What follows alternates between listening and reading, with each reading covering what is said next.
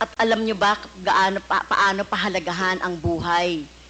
Whether yan po ay talamak na kriminal o wala ng pag-asa sa buhay or whatever, kung nahuli, dapat ay binigyan ng due process, ikinulong, inahawan ng cases, kinulong, at hindi agad-agad ng pinapatay na katulad ng ginagawa ninyo, Mr. Chair, ni Mr. Duterte.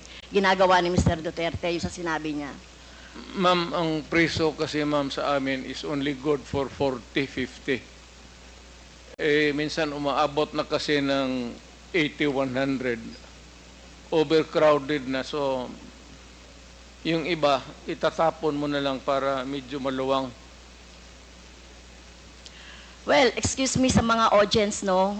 Siguro may kakampi dito si Mr. Duterte. Hindi po nakakatawa yon.